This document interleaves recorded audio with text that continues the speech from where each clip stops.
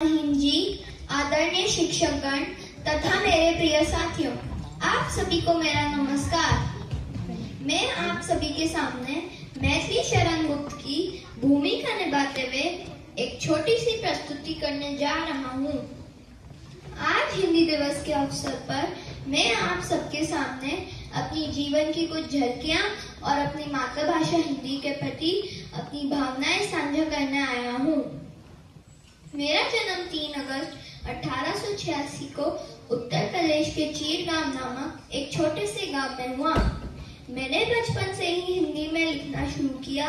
मेरी भाषा सरल और सहज थी ताकि हर भारतीय मुझे समझ सके। मेरे लेखन में देश प्रेम, संस्कृति, नारी शक्ति और हिंदी भाषा का गौरव हमेशा प्रमुख रहा। मुझे राष्ट्रपिता महात्मा गांधी ने राष्ट्र कवि की उपाधि दी। यह मेरे लिए सबसे बड़ा सम्मान था। मैं हमेशा मानता हूँ कि हिंदी केवल बोलचाल की भाषा नहीं बल्कि मातृभूमि की आत्मा है। आज हिंदी दिवस पर मैं आप सभी को याद दिलाना चाहता हूँ कि हमें अपनी मातृभाषा से प्रेम करना चाहिए, उसे अपनाना चाहिए और गर्व से बोलना चाहिए। अब मैं अपनी कविता की कुछ पंक्तियाँ प्रस्तुत करने जा रहा हूँ जो मेरे हृदय के गहराइयों में से निकली है। हिंदी हमारी मातृभाषा है, जन जन की यह अभिलाषा है। भारत की ये पहचान बनी, हर दिल में इसकी भाषा है। माँ की ममता जैसी कोमल, पिता के वचनों सी गंभीर, हिंदी का स्वर है मधुर निराला, जोड़े ये जन जन की तकदीर। युग युग से यह हमें जगाती, कर्तव्य पथ पर बढ़ना सिखाती, संस्कारों की है ये धारा, हमको मानवता से मिलवाती।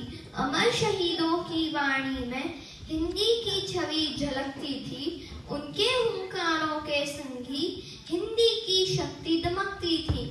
हिंदी से ही भारतवासी बंधे हुए एक सूत्र में है, भाषाओं के इस उपवन में हिंदी फूल सुगंधित बन है। हम सबकी ये जिम्मेदारी हिंदी का मान बढ़ाना है, विश्व पटल पर भी इसे सम्मान दिलाना है।